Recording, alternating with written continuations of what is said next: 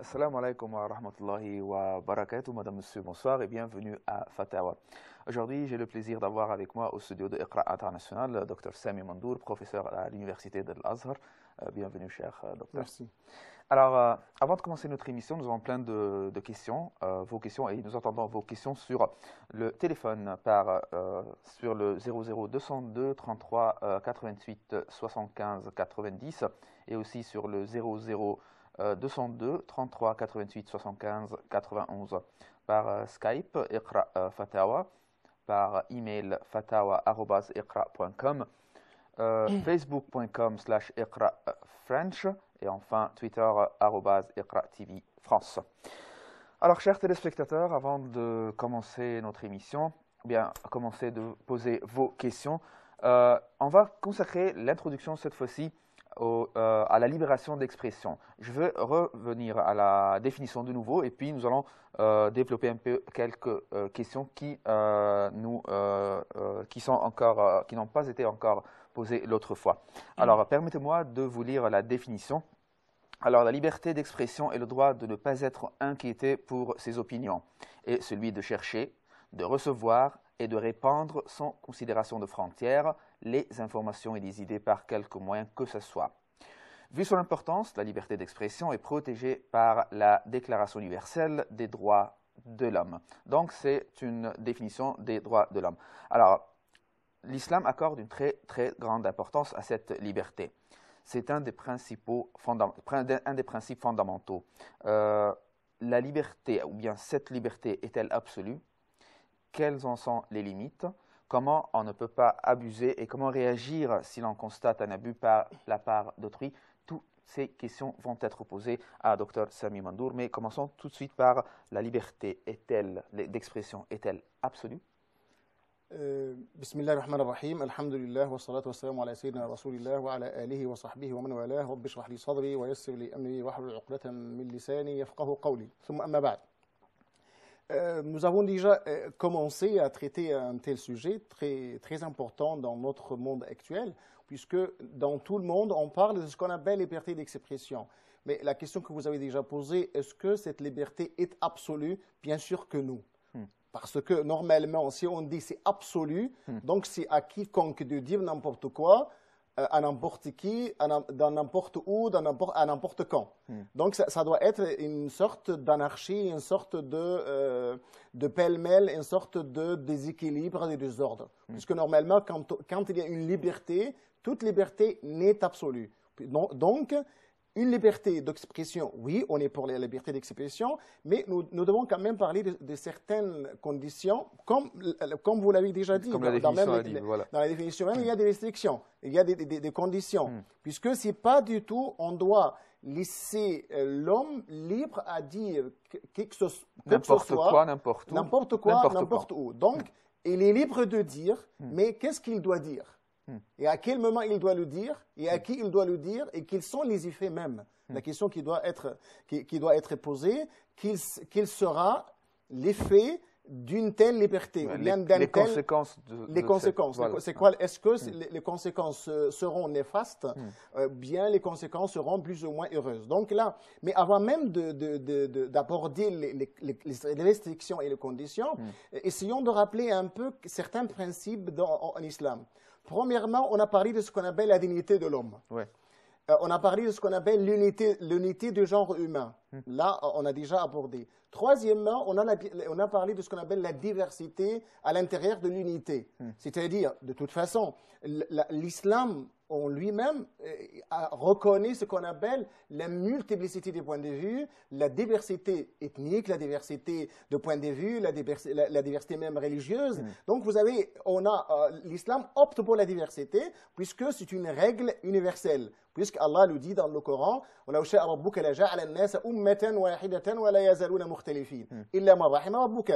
là, le verset indique quoi? Que la diversité, c'est une règle, puisque Allah aurait pu créé le monde, créé tous les humains dans une seule communauté. Ouais. Mais Allah subhanahu wa ta'ala a créé les gens à partir d'Adam et d'Ève. Il a fait à partir d'Adam et d'Ève, il a fait des peuples et nations. Et l'objectif de la création, c'est l'entreconnaissance.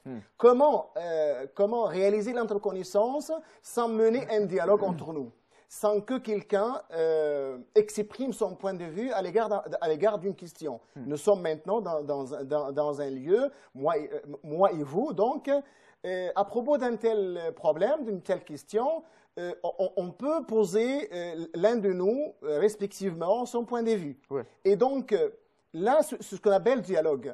Ouais. Un dialogue doit être fructif, Ouais. doit être constructif, doit être utile, doit être quand même un élément qui permet de réaliser la stabilité et la paix et la sérénité à l'intérieur de la société. Et donc, si on commence à mener un tel dialogue, l'un de nous doit se mettre d'accord sur un principe, que l'un de nous doit accepter l'autre. Ça, c'est tout d'abord. Tout d'abord, Avant de faire n'importe quoi, il faut accepter l'autre. avant de commencer un dialogue. Et l'un de nous doit accepter l'autre point de vue. Et respecter l'autre point de vue. Et respecter Bien l'autre sûr. point de vue. Et là, c'est une tradition dans notre histoire. Même à la vie du prophète Mohammed sallallahu alayhi wa sallam, il y avait cette tradition. Même le prophète a permis aux compagnons d'avoir des points de vue divergents. Et en même temps, il peut trancher entre eux ou bien il peut ratifier les deux points de vue. Ouais. On a déjà donné plusieurs exemples. Même après, je me rappelle d'un exemple très important aussi, d'un dialogue très important entre, imaginez un jeune. La jeunesse, c'est toujours la ferveur, c'est toujours le zèle, c'est toujours l'enthousiasme. Donc, imaginez un jeune homme qui est venu auprès du prophète Mohammed sallallahu alayhi wa sallam pour lui demander de lui permettre quelque chose. Et donc, il demande au prophète de lui permettre de faire ce qu'on appelle l'adultère. Et donc là, ce qu'on appelle quelque chose de très abominable, même en islam, quelque chose de péché. L'un des grands péchés, des péchés capitaux, comme on dit. Et donc, il a dit au prophète, permettez-moi de faire l'adultère. Et donc, imaginez si on est dans notre monde actuel et quelqu'un vous a posé une telle question. Quelle sera votre attitude à l'égard d'un tel jeune? Et donc, il y avait des compagnons qui essayaient de s'énerver, de se fâcher contre ce jeune-là. Mais qu'est-ce que le prophète a dit? Laisse-le. Et le prophète commence à entamer un dialogue avec ce jeune. Donc là, d'abord, le jeune a exposé son point de vue. Il veut quelque chose. Donc là, est-ce que vous devez quand même faire défi à ce jeune homme et lui donner un coup pour le punir, ou bien pour l'arrêter, ou bien faire quoi? Il y a certains compagnons qui l'ont essayé, mais le prophète leur a demandé de les laisser. Le problème, c'est qu'il va le faire. Oui. Si on fait comme ça, il va le faire. Qu'est-ce que le prophète a déjà fait vis-à-vis de ce jeune? Donc, il commence à lui poser des questions pour essayer de le convaincre. Là, donc, quand on est dans le domaine des opinions, donc ce qui règne, ce qui est important pour nous, c'est ce qu'on appelle la conviction et les arguments. Vous devez argumenter vos points de vue. Donc là, le prophète a commencé à argumenter, à donner des arguments à travers des questions déjà posées par le prophète. Et donc, le prophète lui a posé la question. Un tel acte, est-ce que vous l'acceptez pour votre mère? Est-ce que vous acceptez que votre mère, quelqu'un d'autre peut faire l'adultère avec votre mère, ou bien votre mère fait l'adultère? Et donc, le jeune homme a dit, non, j'accepte pas. Et donc, le prophète lui a répondu, via cet argument, le prophète lui a dit, et les gens aussi ne l'acceptent pas pour leur mère. Pour leur mère, voilà. Et donc, trois questions à propos des tantes, à propos des tantes maternelles, à propos des tantes maternelles. Et ensuite, le jeune, à la fin du dialogue, le jeune a été convaincu et il est parti en satisfaisant de ce que le prophète a déjà dit. Donc là, c'est un exemple très brillant du dialogue et au temps même du prophète sallallahu alayhi wa sallam. Alayhi salam. Permettez-nous de prendre un téléphone. Nous avons Basma de France. Allô? Oui, salam alaikum. Alaykoum salam wa rahmatullahi wa barakatuh. Voilà, je vous appelle concernant une question concernant le travail pour la femme au milieu médical. Ok. Autant qu'infirmière, en fait, je suis menée à laver les hommes, à leur faire les soins, en fait, intimes et tout ça. Et donc, je voulais savoir, concernant ce métier, est-ce que c'est licite ou illicite par rapport à l'islam, quoi. D'accord. Vous avez d'autres questions? Non, mais c'est surtout ça, sur le travail, en fait. D'accord. C'est bon, d'accord. Voilà. Je vous remercie. On va répondre tout de suite. Alors, on prend la réponse, on répond, et puis on continue. Oui. Donc là, il faut essayer de donner certains principes d'abord, pour la femme en général. En commençant par poser une question. Quel est le rôle de la femme, tout d'abord? Quelle est la priorité pour les femmes? Est-ce que la priorité, c'est le travail, ou bien la priorité, c'est plutôt, d'abord, si elle a déjà un mari, déjà une famille, déjà des enfants, donc il y a toujours des priorités. Donc la femme a déjà des responsabilités dans la vie.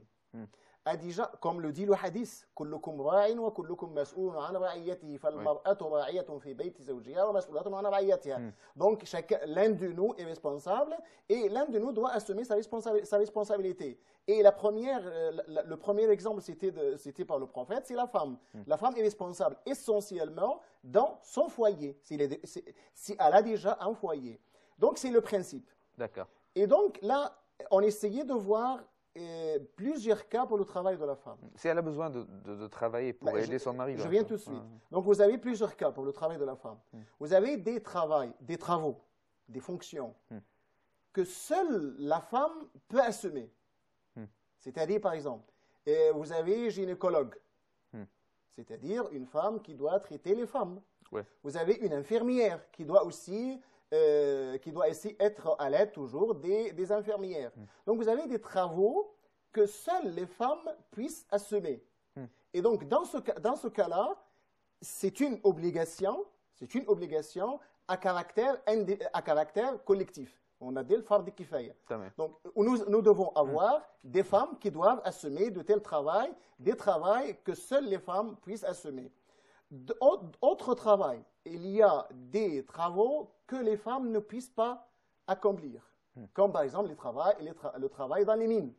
Donc c'est un travail qui n'est pas du tout convenable à la femme. Qui est très il y a d'autres travaux que la femme puisse faire. Donc là, vous avez trois cas. Pour la femme elle-même, vous avez une femme qui est dans la nécessité pour travailler. Donc c'est pour cela qu'on a parlé de priorité. Ouais. Une femme qui n'a pas de travail, une femme qui n'a pas de quelqu'un qui doit la prendre en charge, c'est-à-dire une femme qui assume voilà, toute seule sa responsabilité, son logement, ses nourritures, tout ça. Donc, elle est obligée de travailler pour vivre, de toute façon. Donc là, c'est un cas. Un autre cas, vous avez une femme qui doit travailler pour aider son mari dans le foyer, c'est-à-dire le salaire de l'homme ne suffit pas. Donc, dans ce cas-là, puisque nous sommes dans un foyer et la coopération, la collaboration, la paix, tout ça doit régner à l'intérieur du foyer. Donc dans ce cas-là, la femme peut travailler pour aider son mari. Il y a aussi un autre travail, un autre cas où la femme est permis pour elle de travailler, mais elle doit essayer de garder certaines règles. Certaines règles, c'est-à-dire, si la femme sort, la femme doit accepter les règles de l'islam en ce qui concerne ses habitudes, ses coutumes, sa conduite en dehors de la maison. Elle doit respecter aussi certaines règles. Dans notre cas, si c'est le cas, cette femme travaille comme infirmière, mais elle a dit qu'elle travaille pour des hommes. Ce n'est pas uniquement pour des femmes. Ouais. Donc, si elle peut travailler uniquement pour les femmes, ça doit être meilleur et quand même ça doit être C'est une sorte de fait de remplir une certaine obligation parce que là, la femme infirmière puisse aider aussi les malades femmes.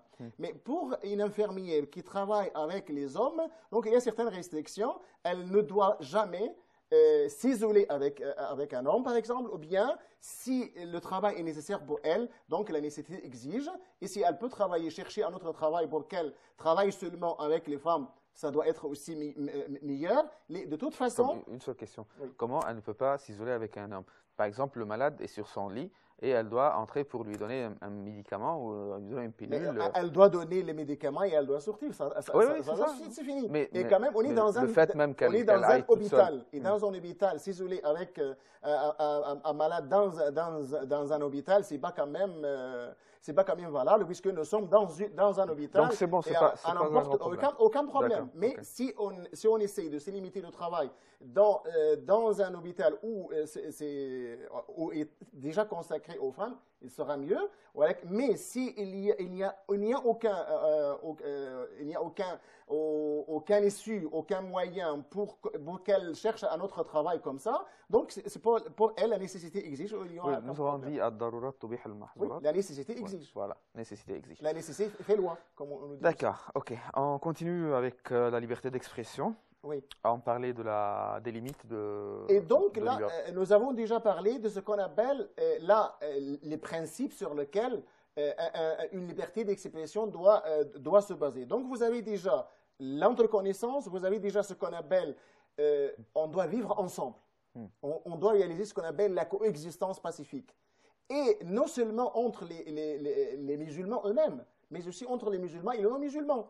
Nous, dans une même société, on peut échanger les points de vue à l'égard des problèmes qui concernent la société, mais à condition que l'un et l'autre respectent respectivement le point de vue.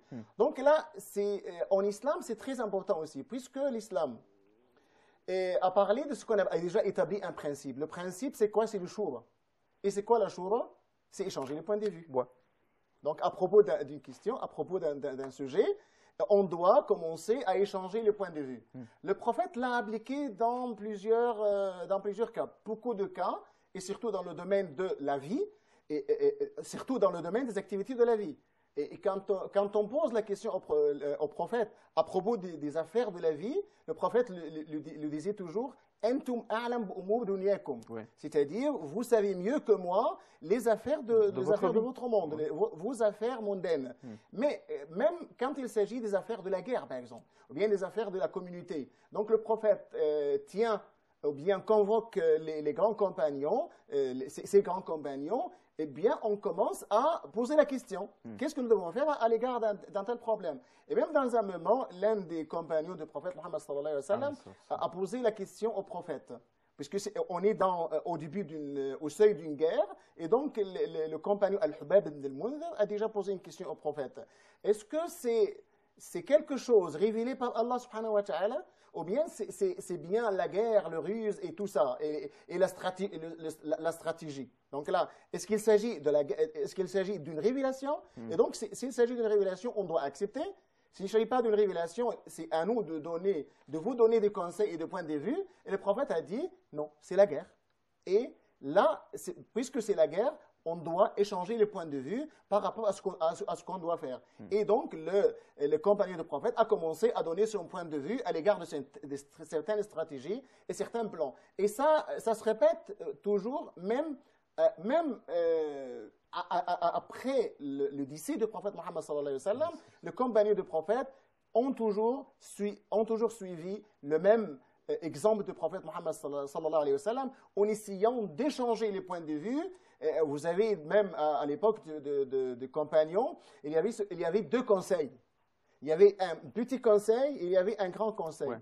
Et donc là, quand il s'agit d'une grande affaire qui doit toucher tous les musulmans, donc le calife de musulmans doit convoquer les grands compagnons pour essayer d'arriver à un consensus, pour arriver à une opinion qui doit obtenir la majorité soit le consensus, soit la majorité de points de vue pour ratifier un tel point de vue. D'accord. On va prendre une petite pause. Oui. D'accord. Et puis on va retourner pour continuer ensemble notre émission. Tout de suite la pause.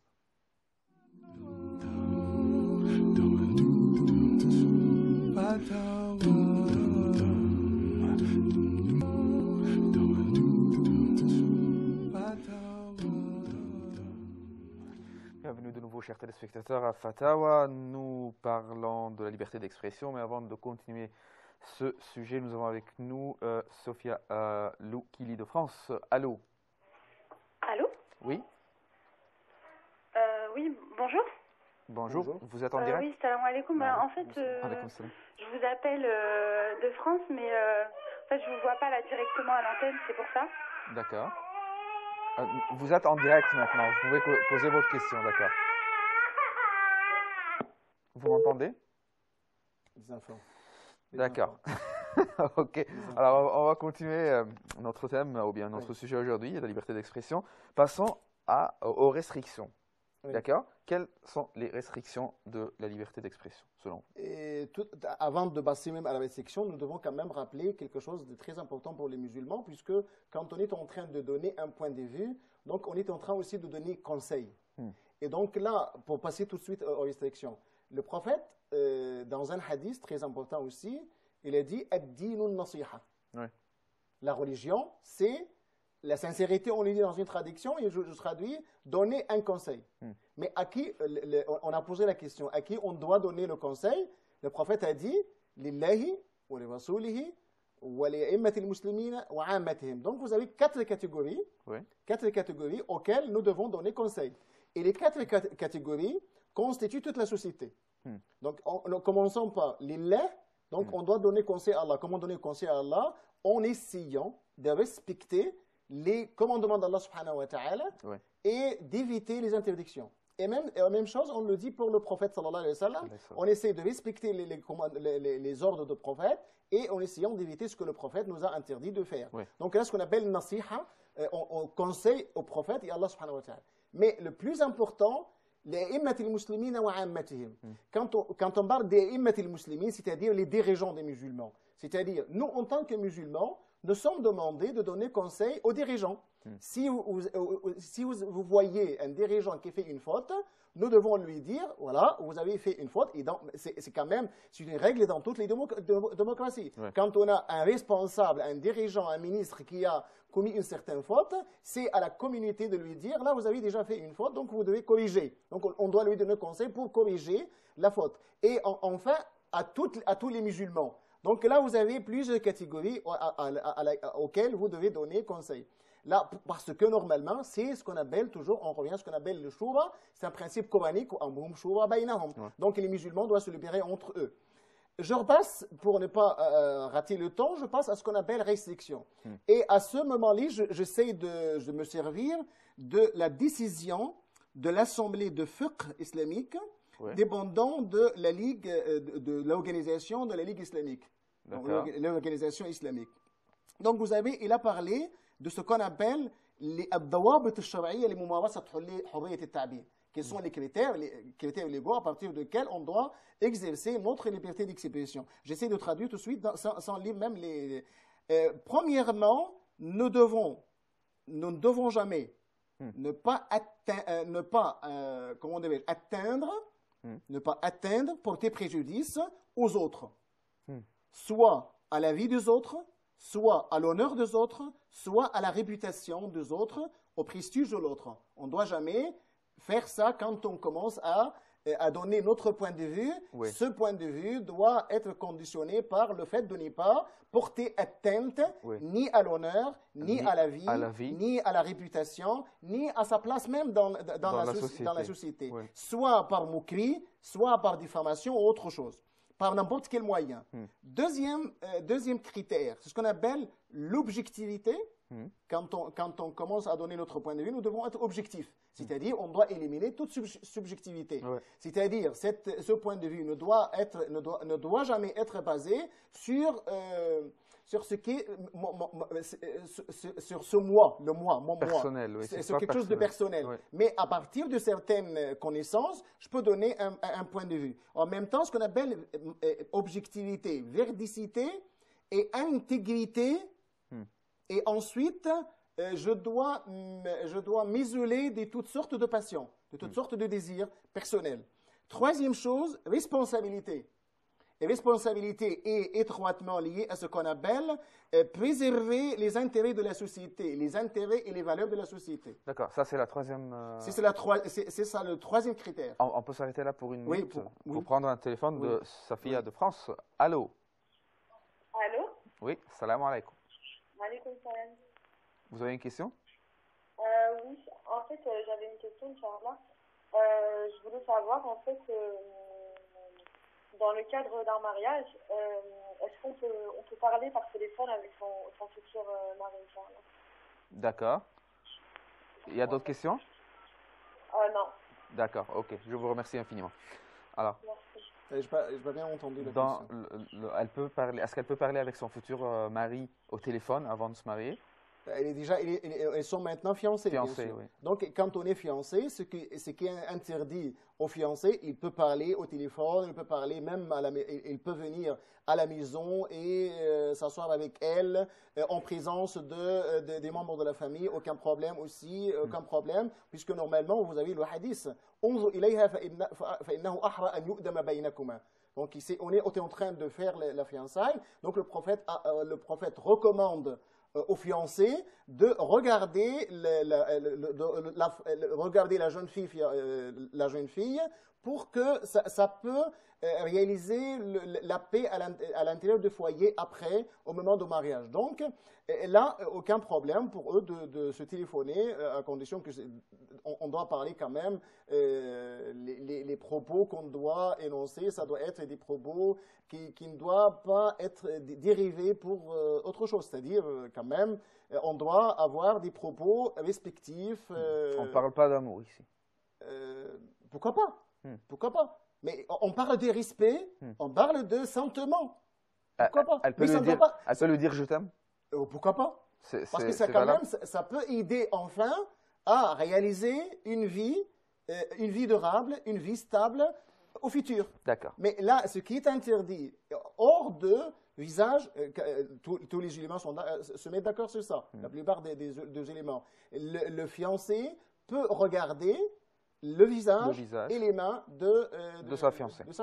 D'accord. Nous avons Ibrahim de France. Allô? Ibrahim? Allô? Allô, salam alaikum. Wa alaykum salam wa rahmatullahi wa barakatuh. Je voudrais poser une question sur la porte de barbe et de raser la barbe. D'accord. La obligation de porter la barbe ou la raser. D'accord.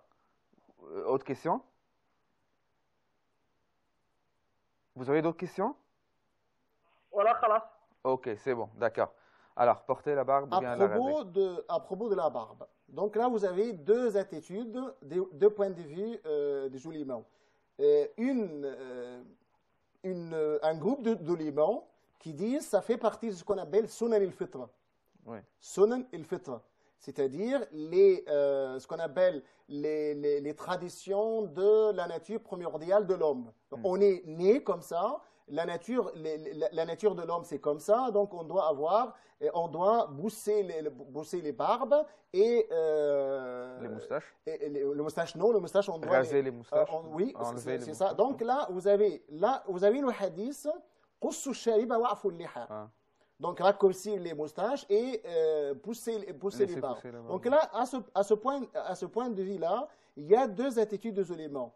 Puisque l'ordre dans ce hadith indique quoi exactement? Est-ce que ça indique la recommandation ou alors ça indique l'obligation?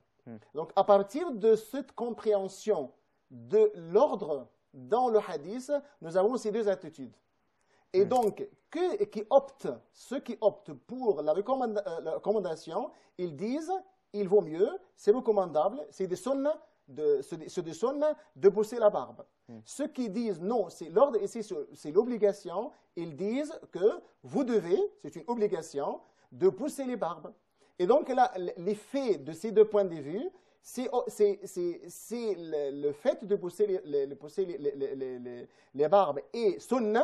Donc, ce qui ne fait pas cette sunna ne doit pas être puni. C'est-à-dire, c'est quelque chose qu'il vaut mieux de le faire, mais vous n'avez pas déjà fait, donc vous n'allez pas être puni. Donc c'est à son choix.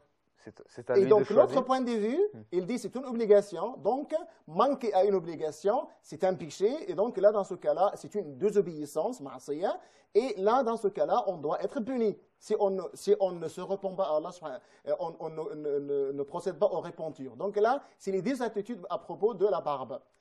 Donc là, vous avez les deux attitudes et vous pourriez opter pour l'une ou bien pour l'autre.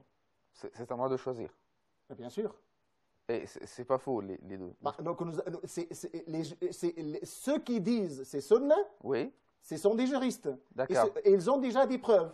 Donc, Et si, ceux qui disent c'est une obligation, ils ont aussi des arguments et des preuves.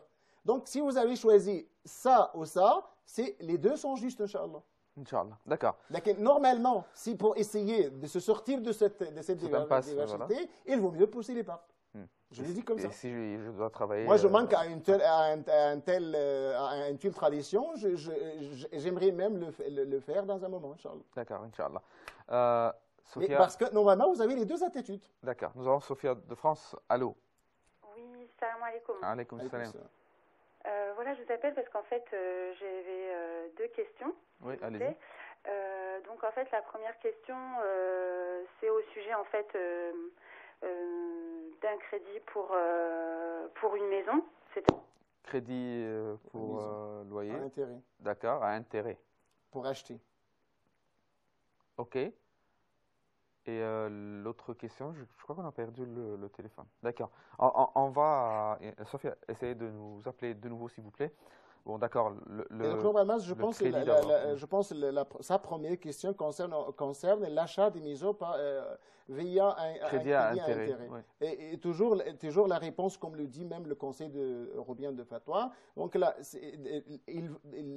les musulmans sont dans l'obligation de faire une telle opération parce que normalement, le fait d'acheter par un crédit, c'est mieux de louer un appartement. Donc, si on loue, la location, c'est comme ce qu'on doit payer mensuellement pour l'achat. Donc, il vaut mieux avoir l'importance pour les musulmans d'avoir une maison indépendante pour ses enfants. Ouais. Donc, c'est une nécessité. Mais si celle qui demande, qui pose la question... Elle est avec nous maintenant, elle est revenue avec nous au téléphone. Sophia, vous êtes avec nous?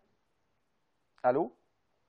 Oui, donc ma question c'était par rapport donc au crédit par rapport à la maison et savoir est-ce qu'il fallait attendre parce qu'en France on n'a pas de banque islamique sans intérêt. Donc voilà, parce que mon mari part du principe que le fait d'être propriétaire c'est pas c'est pas vital. Donc mais en même temps on se pose la question sur ce sujet-là, vu qu'en France il n'y a pas encore de banque islamique. Et la deuxième question, j'ai mon mari qui est dans la restauration et donc en France, et donc on voulait savoir si c'était en fait haram de ouvrir pendant le Ramadan et pendant les jours du vendredi. Donc avoir votre avis par rapport à ça. Vous dire quoi exactement? J'ai pas très bien compris. Comment? J'ai pas très bien compris. Si c'était... En fait, il est dans la restauration. Oui. Et la question, c'est de savoir est-ce que c'est haram de ouvrir pendant le mois du jeûne, ouvrir pour les clients, puisqu'on ouvrir pour les clients, un magasin ou bien de la nourriture, en fait, un restaurant. Savoir si c'est haram de l'ouvrir, parce que comme on vit en France, tout le monde ne fait pas le Ramadan. Savoir si c'est haram de l'ouvrir pendant le Ramadan et les jours du vendredi. D'accord. Ok. Voilà. Vous voulez me poser quelque chose à propos de loyer à intérêt?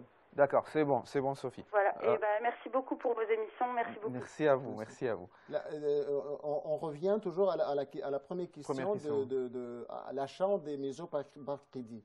On pose toujours la question, dans quelle mesure on est obligé de le faire? C'est-à-dire, est-ce que j'ai assez d'argent pour acheter une maison, comme ça, une fois par je dois acheter tout de suite et je dois payer la somme totale tout de suite. Si j'ai cette possibilité, je ne suis pas dans l'obligation. Je ne suis pas obligé de le faire. Donc la nécessité manque dans ce cas-là. Donc si un musulman peut avoir toute la somme et achète et paye la somme tout de suite, donc ça sera mieux.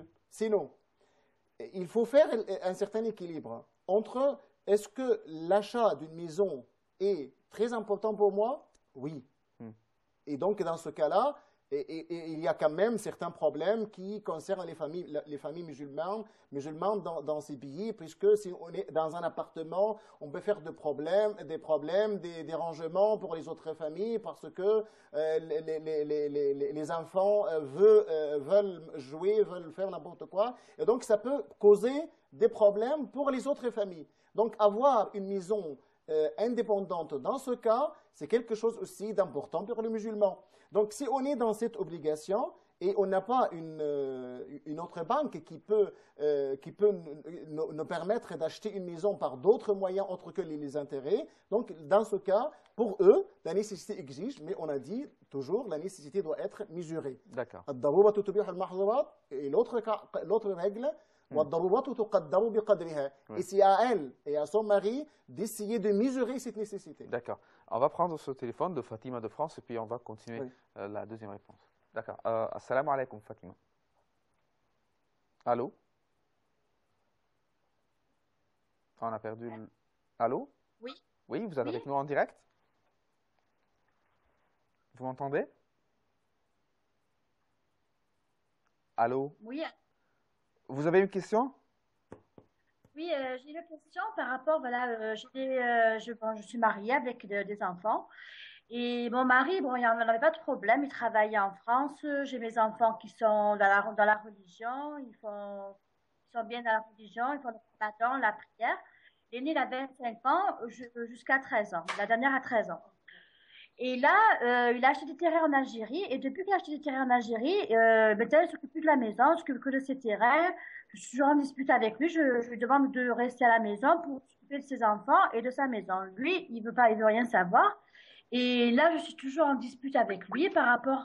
Moi, je lui demande d'avoir une vie de famille, de s'occuper de sa maison et de ses enfants. Et lui, qu'est-ce qu'il fait maintenant? Il s'occupe que de ses terrains en Algérie et en fait, il ne s'occupe pas de sa maison. C'est juste pour savoir l'opinion parce que je suis toujours en dispute avec lui et même que ça, c'est vraiment devenu quand même un peu pénible. Merci, j'attends votre réponse. Vous pouvez rester avec nous une seconde? Vous avez une question? Merci. Vous voulez donc, votre mari, c'est actuellement en Algérie pour toujours ou bien il va et vient?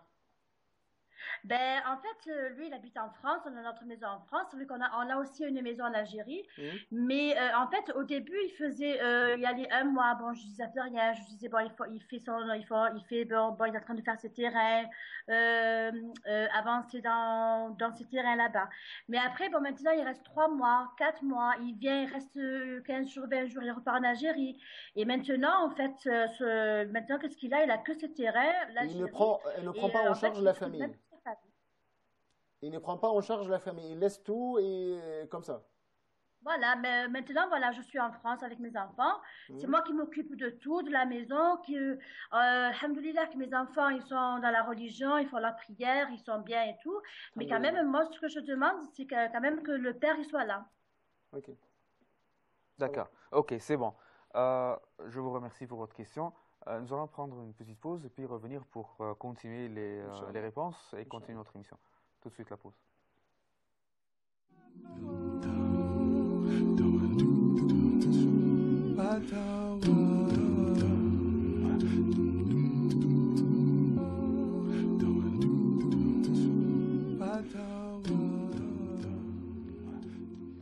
Bienvenue de nouveau, chers téléspectateurs. Nous allons continuer à répondre à vos questions. Donc la deuxième question de Sophia était son mari travaille dans la restauration et elle voulait savoir si c'était halal ou haram s'il ouvre le restaurant le matin durant le mois de Ramadan par exemple. Donc là, c'est son travail à lui. Donc son travail, c'est dans le restaurant. Et donc là, lui, ce n'est pas dans un pays musulman. C'est-à-dire, là, si on est en France, vous avez déjà un restaurant.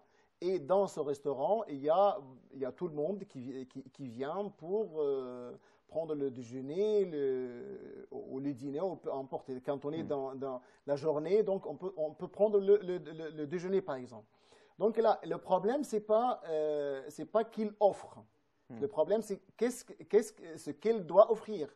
Est-ce qu'il doit offrir quelque chose d'illicite, c'est-à-dire il doit offrir de vin ou bien du porc ou bien quelque chose comme ça.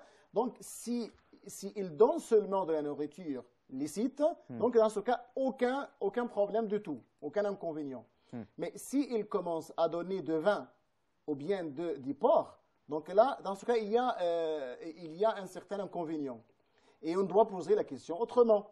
Est-ce qu'il peut demander à un autre collègue dans le restaurant, qui n'est pas par exemple musulman, puisque nous sommes dans un restaurant et on peut avoir des garçons musulmans, des garçons qui ne sont pas musulmans. Est-ce qu'elle peut demander à un autre collègue de travailler, ou bien d'offrir ce qui est de vin ou ce qui est du porc, ou non? S'il ne peut pas, c'est-à-dire s'il est dans ce travail, il est obligé de faire, d'offrir de vin ou bien de porc. Donc, dans ce cas, on lui conseille d'abord de chercher un autre travail. Chercher un autre travail où il n'y a pas une telle condition. Et si s'il ne trouve pas, donc là, on le dit toujours, la règle qu'on le dit toujours, c'est lui-même qui doit mesurer cette nécessité, c'est pas moi. Donc, on doit lui poser la question, c'est lui qui même essaye de voir, est-ce que c'est possible de chercher un autre travail, c'est possible de chercher un ami qui doit, il doit consacrer son travail à autre chose dans le restaurant et quelqu'un d'autre doit le remplacer dans de tels travail. Donc, c'est non. C'est la nécessité qui exige, mais c'est lui-même qui précise la nécessité. D'accord. J'ai une question ici. Oui. Le maître, il prend la demande et puis il la prend pour la cuisine. Dans la cuisine fait le plat et le garçon vient pour prendre le plat ou bien l'assiette pour la amener à la table. Ici, le garçon ne sait pas de quoi s'agit-il. Il n'a pas vu ce qu'il y a dans l'assiette. Il est en train de porter C'est juste, il le porte de la cuisine jusqu'à la table. C'est bien ce qui non, il n'a pas vu, il a pris et il l'a mis. S'il n'a pas vu, donc il n'a aucune responsabilité. Mais normalement, comme on le voit dans les restaurants, celui qui porte voit tout. Donc, il sait bien ce qu'il porte. Mais il ne sait pas si c'est du porc ou bien... Il sait que ça, c'est de la viande et ça, c'est du fromage, par exemple. Si c'est de fromage ou bien de la viande, mais il ne sait pas si c'est du porc ou non. Là, il sait bien parce qu'il travaille dans un restaurant. C'est une question qu'on ne se pose pas, puisque ce n'est pas une hypothèse. Puisque lui, il travaille dans un restaurant. Et celui qui travaille dans un restaurant, qui offre quelque chose, il sait bien ce qu'il doit offrir. Puisque s'il lui porte, par exemple, s'il apporte de la viande du porc, alors que le client a demandé une autre viande, donc ça fait de problème. Donc, normalement, ce qui est logique, il sait bien ce qu'il doit porter. Mais on doit poser la question autrement. Est-ce qu'il peut éviter le fait de porter du porc ou de vin ou non? S'il peut, donc il vaut mieux faire ça. Eh bien, il ne doit pas porter. Mais s'il ne peut pas, donc c'est à lui de mesurer la nécessité. D'accord, c'est clair. Comme nous avons déjà dit. C'est clair. On va prendre Kamal de France. Allô, assalamu alaikum. Wa alaikum salam wa rahmatullahi wa barakatuh. La question concerne en fait un jeune donc, qui est décédé hier par suicide. Donc il a sauté du 13e étage. Voilà. Et la question qui se pose en fait concerne Salat Janaza. Est-ce qu'il est possible quand même de faire Salat Janaza dessus et puis de procéder des obsèques musulmanes? Sachant que sa mère est musulmane, c'est la volonté de la mère. La mère souhaite des obsèques selon le rite musulman. Son père, à lui, ne l'est pas et ne souhaite pas que... jusqu'à cette minute, on ne sait pas encore si il sera opposé ou pas, mais bon, en tout cas, voilà. La question est de savoir si c'est possible ou pas, parce que lui, on n'est pas sûr qu'il soit musulman. L'enfant, donc le défunt, on n'est pas sûr qu'il soit musulman.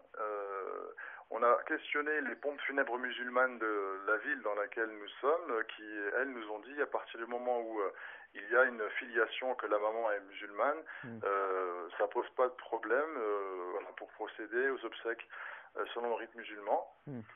Et voilà, donc on voulait savoir si... moi, je suis tout à fait d'accord avec l'avis déjà édicté, c'est-à-dire on peut faire les obsèques, on peut procéder aux funérailles comme un musulman, sauf si on a déjà vu quelque chose autre le suicide. Vous avez dit on n'est pas sûr qu'elle est musulman. Mais comment vous pourriez juger qu'il n'est pas musulman? Il est d'une filiation musulmane, sa mère est musulmane, je pense aussi son père est musulman. Et donc, non, son père n'est pas, effectivement, donc on ne peut pas dire qu'il n'est pas musulman, ni qu'il l'est, ni qu'il ne l'est pas, on n'en a pas la certitude. Et ce qui est sûr, c'est que son père, lui, est de tradition chrétienne. Et le jugement doit être basé sur la certitude, et non pas sur l'incertitude. Quand on essaye de donner un jugement, nous devons le baser sur quelque chose de certitude, pour ne pas abuser en ce qui concerne cet homme-là. Donc, moi, je vois, comme vous avez déjà raconté les choses à un cheikh chez vous, ou bien au centre islamique, donc il vous a donné cet avis de faire les obsèques. Moi, comme vous l'avez déjà raconté, donc moi aussi, je suis tout à fait d'accord avec l'avis des gens de chez vous. Tout à fait d'accord. Puisqu'on n'est pas sûr. Oui. C'est ça. Donc, faites les obsèques, Inch'Allah, on demande à Allah subhanahu wa ta'ala de lui pardonner. Amen. Et on laisse tout à Allah. C'est Allah qui décide pour lui. Inch'Allah. Inch'Allah. Barakallah fikum. Merci. Au revoir. Alaykoum salam wa rahmatullah. Donc, je reviens à la question de Fatima de France. Oui.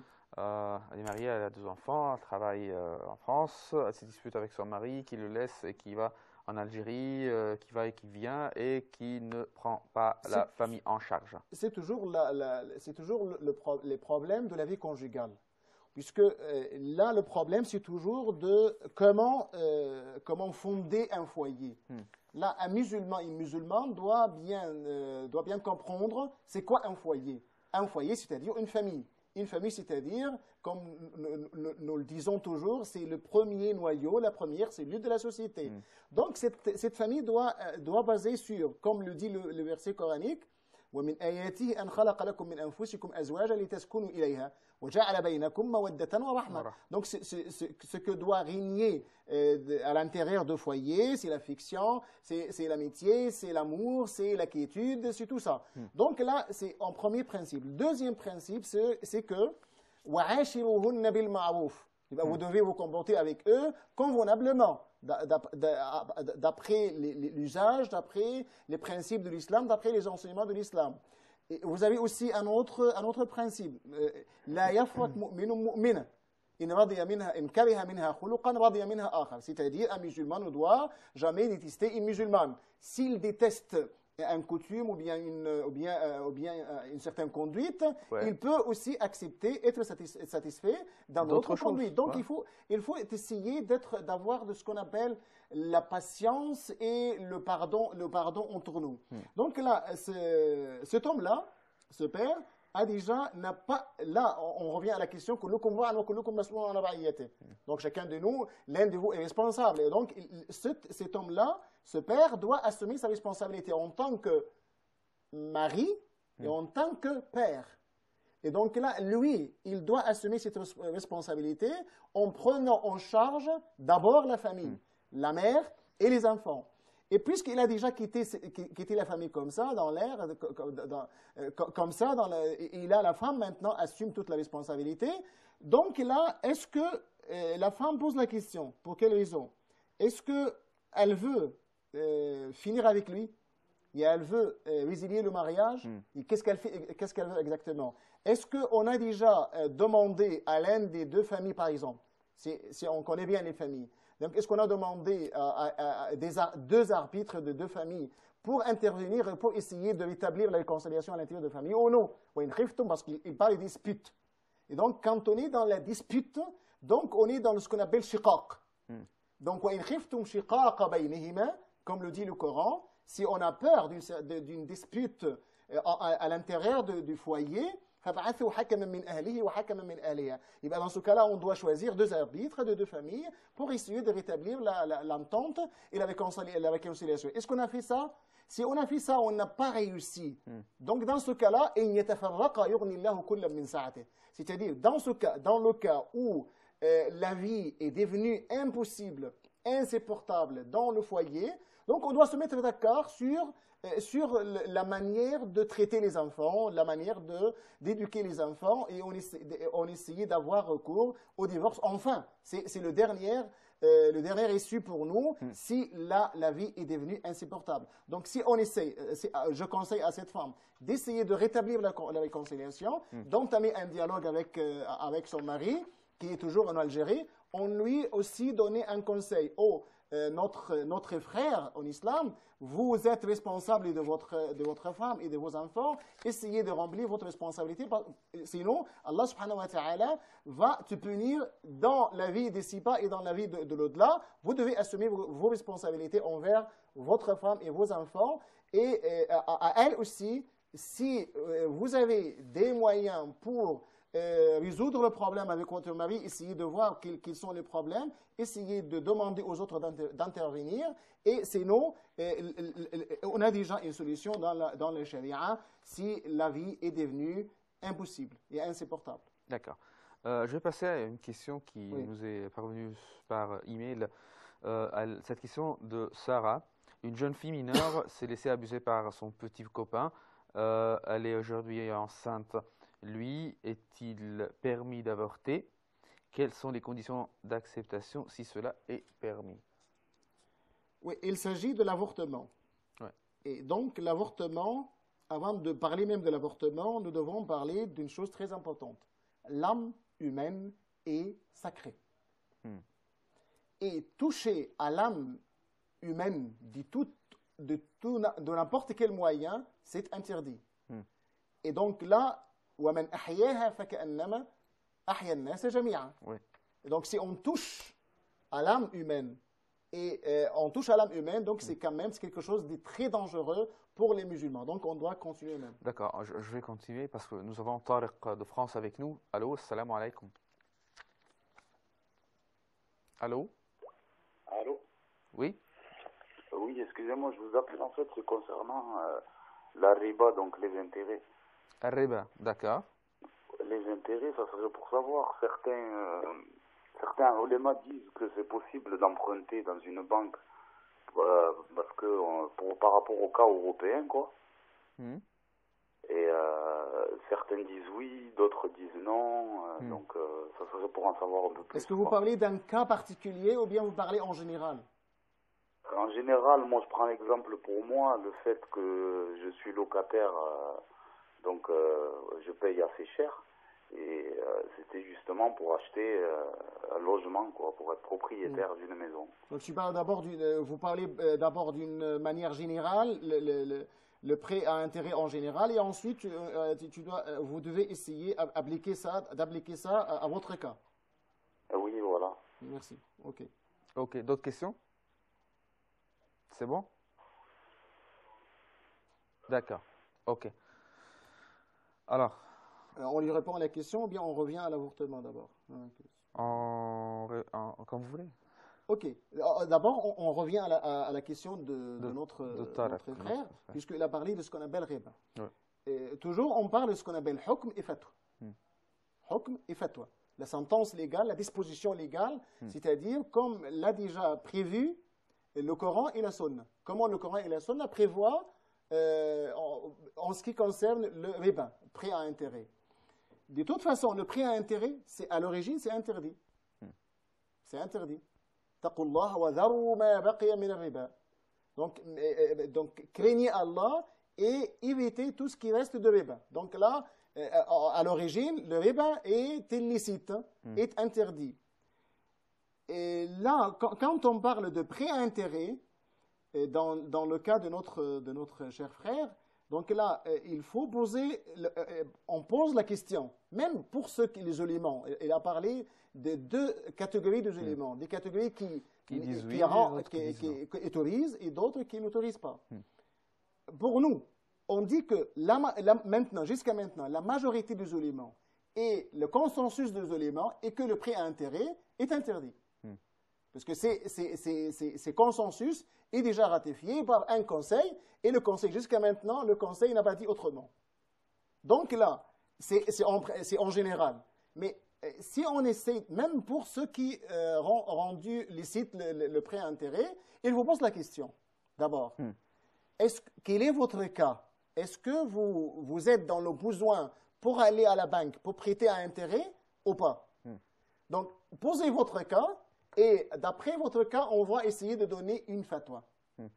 Dans le cas de notre frère, là, on nous dit toujours, et c'est une question qui se répète toujours, si vous êtes dans la nécessité, vous n'avez pas le moyen d'acheter et donner tout de suite la somme, donc vous êtes dans l'obligation et dans la nécessité, et vous pourriez acheter une maison via le prêt à intérêt, mais sachant que, avant tout, c'est un acte interdit, mais tu le fais parce que la nécessité fait loi. D'accord.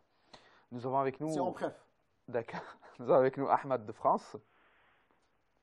Allô? Allô, salam alaikum. Alaykoum salam. Excusez-moi, j'ai une question concernant de mariage blanc, parce que j'ai vécu en France, ça fait 7 ans à peu près, et je suis sans papier, alors j'ai pas le choix de faire un papier, comme ça je peux vivre là qu'avec le mariage blanc. Je sais pas, est-ce que c'est possible, est-ce que c'est halal, c'est haram? Qu'est-ce que vous entendez par mariage blanc? Le mariage blanc, ça veut dire qu'on fait un mariage avec une femme, par exemple, mais on ne touche pas la femme, juste un mariage dans la mairie, quelque chose comme ça, oui. Et par laquelle on peut faire le papier, on régler notre situation, c'est tout. Alors... Vous voulez vous demander quelque chose ou bien ça? Non, c'est bon? Alors, peut-être, vous avez compris qu'est-ce que je dis? Oui, bien sûr. J'ai compris. Vous avez d'autres questions, Ahmad, ou bien c'est bon? Non, merci beaucoup. D'accord, je vous remercie. Donc, quand on dit mariage blanc, c'est-à-dire mariage qui n'a pas été consommé, d'abord. Deuxième chose, mariage pour réaliser certains intérêts. C'est un mariage à intérêt. C'est un mariage à intérêt. Donc, on doit revenir au mariage au islam. Quel est l'objectif, la finalité de mariage? La finalité de mariage, c'est d'établir une famille et de commencer une vie qui doit durer. Qui doit durer. Attention, qui doit durer. Une vie qui doit durer. Donc, contracter un mariage pour établir une famille, pour vivre ensemble et pour mener une vie conjugale et familiale heureuse, pour avoir des enfants, et c'est tout. Donc c'est le mariage en général en islam. Pour réaliser l'entente, l'affection, et pour avoir une femme à laquelle je peux être ouvert pour me soulager même auprès de cette femme. Donc c'est une vie en général. Donc là, si le mariage ne réalise pas ses objectifs, et si déjà vous avez une condition à partir, donc toujours on dit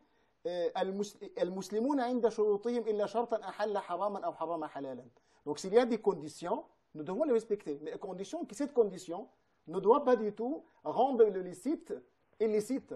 Donc dans ce cas, ils ont déjà, ils se mettent d'accord sur une condition qui est tout à fait contradictoire à l'esprit et à la finalité du mariage. Et qu'elle ne doit jamais toucher cette femme. Ils se mettent d'accord sur ça. Donc, ce n'est pas le mariage du tout. Donc, c'est un mariage à intérêt. C'est un mariage qui n'est pas du tout convenable en islam. C'est interdit. Même s'il remplit toutes les conditions. C'est-à-dire, s'il y a l'accord, s'il y a un mariage civil, s'il y a le titeur, s'il y a les deux ça, c'est pas légal parce que ça ne remplit pas, ça ne répond pas aux finalités de mariage en islam. C'est un mariage, comme vous l'avez déjà dit, à intérêt, et l'islam n'est pas ça. L'islam vise à donner des individus, non pas égoïstes, parce que c'est l'égoïsme quand même. L'islam ne dit pas assez aux musulmans de tricher, de faire quelque chose pour réaliser un tel intérêt. D'accord. Donc, c'est-à-dire qu'on doit être toujours dans la légalité. D'accord. Okay. Et la légitimité. Légalité et légitimité. Parce que quand même, il y a toujours une différence entre légitimité et légalité. D'accord. On va prendre une petite pause. Ok. D'accord. Petite pause, chers téléspectateurs, et nous allons revenir tout de suite.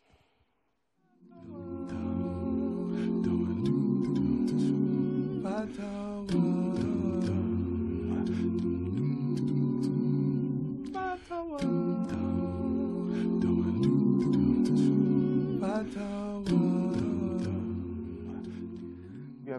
vous, chers téléspectateurs, à Fatawa. Nous avons quelqu'un à bout de fil. Nous avons Rabia de France. Allô? Allô? Allô? D'accord. Nous allons essayer de la contacter de nouveau, mais nous pouvons aussi continuer la question concernant l'avortement. Oui. Vous vous rappelez de la question? Bien, je la pose. Oui. Là, nous avons déjà abordé certains principes en islam. La première chose, c'est la sacralité de l'âme humaine. Donc, personne, par n'importe quel moyen, ne doit jamais toucher à l'âme humaine, soit par l'assassinat, soit par même la blessure. Donc là, c'est sacré. Donc là, dans notre cas ici, une femme qui doit avorter, donc est-ce que c'est permis ou non? De toute façon, l'avortement, dans n'importe quelle étape... C'est une jeune fille mineure. Une jeune fille même mineure. Si elle est mineure. Oui. On parle de l'avortement en général, que ce soit. L'avortement est interdit dans toutes les étapes de l'embryon, Janine. Donc là, c'est toujours interdit. Mais là, nous avons deux cas. Il y a un péché, si on a avorté. Mais si l'avortement a lieu avant, disons, combien de jours? 120 jours. 120 jours. Si l'avortement a lieu avant 120 jours... 120 jours, ça fait 4 mois. Ça fait 4 mois. 4 mois. Le péché est minime. Si on a fait l'avortement a lieu après, parce que là pourquoi le 4 mois? Parce que normalement, c'est le moment de l'insufflation de l'esprit dans l'enfant. Il est devenu maintenant un être vivant. À ce moment-là, il est devenu un être vivant. Donc, c'est après 120, il est devenu catégoriquement interdit. Il y a quand même des détails chez les écoles juridiques en ce qui concerne l'avortement. Mais là, à ce moment-là, si elle a commis un tel péché, imaginez, dans ce cas, elle doit payer ce qu'on appelle diya. Diya de Janine. On dit au fait, Ghurwa Janine. C'est-à-dire parce que c'était un embryon, donc là, elle l'a avorté, elle l'a fait tomber. Donc dans ce cas, elle doit payer, tu sais combien de grammes, elle doit payer en tant que dette, en tant que rançon, en tant que compensation, 213 grammes d'or. Et en même temps, il y a certains éléments qui disent qu'elle doit aussi jeûner 2 mois successivement en tant que kafar, expiation. Donc là, c'est quelque chose de compliqué. Donc, on ne demande jamais à une femme d'avorter, sauf dans le cas de la nécessité. D'accord. Quel sera le cas de la nécessité? C'est par exemple ça doit porter atteinte, ça doit mener à la mort, par exemple, ou bien à la mort de la femme. De la femme, la maman, la future maman. Voilà. Donc, dans ce cas-là, la vie de la maman doit prévaloir. Donc, là, dans ce cas seulement, on peut procéder à l'avortement et d'après l'avis des médecins spécialisés, médecins en qui il y a une confiance à propos d'un tel sujet. En bref, mais on peut quand même donner certains détails après. D'accord, mais nous pouvons prendre Rabia de France. Allô? Allô? Oui, assalamu alaikum. Alaikum salam. Vous avez une question? Allô? Vous avez une question? Oui, j'ai une question, mais en fait, je ne sais pas trop si je peux la poser la question. C'est une question qui est un peu spéciale. J'aimerais savoir si c'est normal. Parce que moi, je suis musulmane, je prie à fond dans la religion, je suis à fond dans la religion et tout ça. Est-ce que ça arrive à tous les musulmans de faire parfois des rêves érotiques? C'est pas volontaire de nos parts, mais on dort et puis on se voit parfois dans un rêve érotique. Je me demande si je suis un cas isolé ou si ça arrive à tous les musulmans en fait. Mais en bref, oui, pourquoi pas? Oui, en bref, oui. Parce que quand même, vous avez dit, ce sont des questions spéciales. Oui, je vous dis en bref aussi, oui, ça se passe pour les jeunes hommes et pour les jeunes femmes et pour l'homme et pour la femme, des rêves érotiques. Et si on a senti l'écoulement de quelque chose après de tels rêves, donc ça exige quand même le lavage du corps. Donc, d'accord. Donc, ça arrive à tout le... Si après ces rêves érotiques, on a eu des écoulements de certaines matières liquides pour les femmes ou bien pour les hommes ou bien pour les jeunes hommes, les jeunes femmes, ça peut procéder à un lavage de tout le corps, roussel. Okay, ça se passe, aucun problème. D'accord. Pour les hommes et pour les femmes. Ouais. Ok, vous avez d'autres questions? Non, j'ai pas d'autres questions. C'est bon? D'accord, je vous remercie infiniment. Merci. D'accord, alors on a terminé l'avortement. Oui. Je passe à la question de Noureddin. Ah non, vous avez une question de Silobin de Côte d'Ivoire. Oui. Il vous demande si les célébrations de Al-Moulid Al-Nabawi est-elles illicites ou illicites, les célébrations. Et là, il y a toute une discussion, toute une controverse entre les éléments et tout ça. Mais le juste milieu, c'est quoi? Le juste milieu, ce n'est pas d'être, comment dirais-je, ce n'est pas exagéré. Le juste milieu, ce n'est pas de faire quelque chose qui, même contre la sunna du prophète Mohammed sallallahu alayhi wa sallam, mais je dois dire, oui, on peut célébrer la naissance du prophète, mais par quel moyen? Par quel moyen? C'est ça le problème. Le problème, c'est pas est-ce que c'est licite de célébrer ou pas célébrer, même s'il y a une dispute, bien s'il y a une controverse, divergence entre les éléments, mais la question qu'on doit poser, comment? Si, par exemple, moi, je vois comme ça, la célébration de la naissance du prophète passe par une chose très importante. C'est quoi? C'est être conforme à la tradition du prophète. C'est-à-dire prendre le prophète en tant que modèle, en tant qu'exemple. Si vous avez ainsi... Et appliquer la sunna. Et donc là, à ce moment-là, dans ce mois, parce que nous sommes dans le mois béni de Rabi', donc là, on se rappelle du prophète.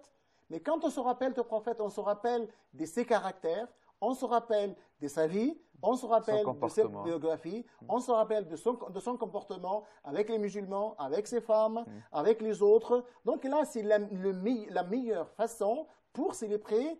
Moi, je dis, on doit la célébrer tout au long de l'année. Ce n'est pas seulement à un moment, on fait de moulid ou on fait de n'importe quoi. Mais là, c'est l'important, l'essentiel, c'est comment célébrer et non pas est-ce qu'on célèbre ou on ne célèbre pas. Oh, ça ne pas. Au jour le jour, on doit le faire. D'accord. Ok, nous avons Myriam de France. Allô? Allô, oui, salam alaikum. Alaikum salam. Je peux poser une question au docteur, s'il vous plaît? Bien sûr. J'en ai deux, en fait. Ok. En fait, voilà, la première, je suis une femme divorcée, j'ai 2 enfants et j'ai ma fille. En fait, moi, je leur éduque, je leur ai éduqué notre religion, la salate, etc. Et voilà, et j'essaie de faire le maximum pour qu'ils soient de bons musulmans, mes enfants. Voilà, ma fille, elle a 10 ans et demi et leur maîtresse leur a dit qu'ils vont partir en classe de mer pendant 5 jours. Et moi, j'ai pas envie de laisser ma fille partir pendant 5 jours loin de moi, sachant qu'elle va partir et qu'ils vont faire le bateau, ils vont être en maillot. Et voilà, elle va être absente et loin de sa maman. 5 jours quand même, 5 jours de la semaine. Et moi, j'ai pas envie de la laisser partir. Est-ce que notre religion, est-ce que si je la laisse partir, je ne vais pas être une bonne musulmane ou je ne dois pas la laisser partir si elle a 10 ans et demi? D'accord. Et donc, la deuxième question aussi, quand on lit le Coran, donc on est à la wudu, on a fait le wudu, mais entre-temps, on a mangé quelque chose. Est-ce qu'on doit laver notre bouche avant de lire le Coran ou juste d'être à la wudu, c'est suffisant même si on a mangé quelque chose entre-temps, et sachant qu'on est toujours à la wudu? D'accord, ok. Merci. Voilà, c'est tout. Je vous remercie. Jazakumullah khair à l'émission. Tout de suite, je vous remercie. Tout de suite les réponses. Donc là, nous avons 2 questions. La première question concerne la petite fille de 10 ans et demi. Qui doit partir en voyage. 5 jours dans la mer. Donc là, c'est la mère. C'est elle seule qui peut décider est-ce que on peut la laisser aller ou non, puisque elle sait bien ce qui va se passer dans ce voyage. Deuxième chose, on doit poser la question aussi, est-ce que ce voyage est obligatoire ou non? Est-ce que, c'est pour cette raison que je dis, c'est la femme, c'est la mère seule qui doit décider. Puisque moi, je ne sais pas ce qu'elle doit faire. Elle a dit elle doit porter maillot et comme ça. Donc là, ce n'est pas quand même légal en islam de porter de tels vêtements. Surtout quand on dit des ans et demi, quand même, ça commence à être une jeune fille. Une jeune demoiselle, voilà. Oui, donc là, c'est difficile de dire la vie parce que c'est elle seule qui peut décider correctement le halal ou le haram dans ce cas. Mais en bref, si la femme ou bien la jeune fille est en compagnie et on est sûr qu'il n'y aura pas des actes qui doivent être contraire à l'islam, on peut accepter qu'elle doit aller avec cette compagnie avec laquelle elle doit être en sûreté, en sécurité, et elle ne doit jamais faire quelque chose de péché, par exemple. Là, moi, je dis à elle d'essayer de voir les circonstances dans lesquelles la fille doit affronter dans ce voyage. En même temps, essayer de voir si c'est obligatoire pour l'école ou non. C'est quelque chose qui n'est pas tout à fait clair. Donc, on lui lègue l'opinion, la vie quand même, c'est à elle de prendre la décision. D'accord. Concernant la lecture du Coran, nous avons dit, quand on commence à lire le Coran en tant qu'acte d'adoration, oui, il vaut mieux être dans une pureté totale. C'est-à-dire, on doit procédé à l'ablution avant de commencer à lire le Coran, puisqu'on commence à toucher le Coran, et dans ce cas-là, ce sont les purifiés qui peuvent toucher le Coran. Mais si on mange quelque chose, on est toujours purifié, et on mange quelque chose, et est-ce qu'on lit, on peut quand même lire le Coran, même si on n'a pas lavé la bouche. Mais de point de vue hygiène et santé, il vaut mieux laver la bouche. Mais ce n'est pas une condition pour lire le Coran. Et si on mange un petit bonbon? C'est pas une... De point de vue santé, quand même, si on a mangé quelque chose, il vaut mieux laver la bouche. Si on va partir pour faire la salade de vendredi à la mosquée, et nous avons rencontré un ami en marchant, il m'a donné quelque chose à boire, j'ai bu la boisson. Pas l'ablution. Ça n'annule pas l'ablution. Ça n'annule pas l'ablution. Mais est-ce que je dois laver ma bouche avant de faire la prière? C'est recommandable de laver la bouche. On ne parle pas d'obligation. Elle parle de quelque chose de préférence, de recommandation. Puisque là, vous êtes devant Allah subhanahu wa ta'ala. Il vaut mieux faire le siwak. Si vous avez du siwak, si vous avez fait le siwak, parce que le prophète le fait avant même la prière. Donc, si vous avez le moyen de faire le siwak, aucun problème. Mais là, ce n'est pas une obligation. Ça n'annule pas l'ablution. Ça n'annule pas l'ablution. C'est ça. Mais c'est quelque chose de recommandable, quand même. Et pour avoir des bons odeurs. Je voudrais revenir à la question du Coran. La femme qui a ses règles, est-ce qu'elle peut lire le Coran? Elle ne doit jamais toucher. Mais là, par rapport à la lecture, il y a des divergences de point de vue. Il y a des éléments qui disent oui, elle peut lire, parce que l'interdiction, ça concerne le fait de toucher. Mais il y en a d'autres qui disent elle peut lire seulement les invocations. Elle peut lire certains versets en tant qu'invocation. Par exemple, avant de dormir, on peut lire le Qul Huwallahu Ahad, al-Mu'adhatayn. Donc c'est une sorte d'invocation dans ce cas-là, avant de se coucher par exemple. Donc là, nous avons deux options. D'accord. Je passe maintenant à une autre question de Noureddin. Quand une femme se marie, doit-elle garder le nom de son père? Normalement, chez nous, en islam, la femme garde toujours le nom de son père. C'est quand même, c'est l'un des aspects de l'honorification de la femme. Parce que chez nous, la femme, c'est toujours indépendante. La femme a toujours une certaine indépendance dans la vie. Même si elle est dans le foyer. Indépendance sur le point de vue matériel, de point de vue non onomastique. Donc, elle est elle s'appelle tel fils de tel, elle doit garder toujours le nom de son père. Donc, c'est une sorte d'honorification pour oui, c'est ça. La femme. Elle garde toujours le nom de son père. Pas le nom. Elle n'est pas subalterne ou bien tributaire de son mari. Elle a déjà une personnalité. Elle a déjà une indépendance dans la vie. Une femme peut gérer toute seule ses affaires mondaines. C'est-à-dire le commerce, les transactions, tout ça. Elle a déjà une aptitude indépendante, capacité indépendante pour gérer toutes ces affaires mondaines. C'est-à-dire, elle ne doit jamais, par exemple, si elle est dans le domaine de vente ou bien de l'achat, elle veut acheter une maison, elle a déjà de l'argent, donc elle a toute une indépendance dans sa vie. Donc, elle doit garder le nom de son père. Le Coran le dit, « Ud'uhum li abaihim » Donc, on doit appeler les gens par le nom de leur père. D'accord. Et même à la fin, au jour du Juma dernier, on doit appeler les gens par le nom de leur père. D'accord. Hatem, fils de tel. D'accord. De son père. C'est bon. D'accord. Je crois que nous avons 1 minute. 1 minute, Hicham? Ok, 1 minute. Dans une seule minute, vous pouvez me répondre à cette question. Quelle est l'œuvre qui plaît le plus à Allah subhanahu wa ta'ala afin de se rapprocher de lui? Ça, c'est une question de Ali Ben Yakhlef.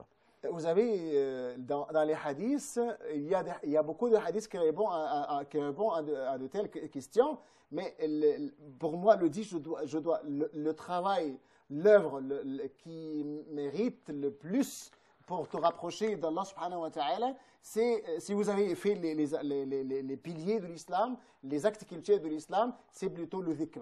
Le dhikr. Le dhikr. Être toujours dans le dhikr. Parce que si vous êtes toujours dans le dhikr d'Allah subhanahu wa ta'ala, vous ne devez jamais faire des péchés. Parce que vous rappelez toujours qu'Allah est là et qu'Allah vous observe, qu'Allah vous guette, qu'Allah est toujours là, la présence divine, te la sens toujours. Donc, s'il te sent toujours la présence d'Allah subhanahu wa ta'ala, vous ne procéderez jamais à faire des péchés. D'accord. Mais à condition que vous devez d'abord faire les actes cultuels. Ok. C'est clair. Mais donc, vous avez d'autres hadiths, on peut l'aborder dans les prochaines émissions, parce que ça y est, c'est fini. Le temps qui nous est consacré pour cette émission est terminé. Alors, je tiens à vous remercier, Dr Sami Mandour, professeur à l'Université de Al-Azhar. Merci beaucoup pour votre présence avec nous. Chers téléspectateurs, je vous remercie pour votre attention et je vous donne rendez-vous la prochaine fois. Et assalamu alaikum wa rahmatullahi wa barakatuh.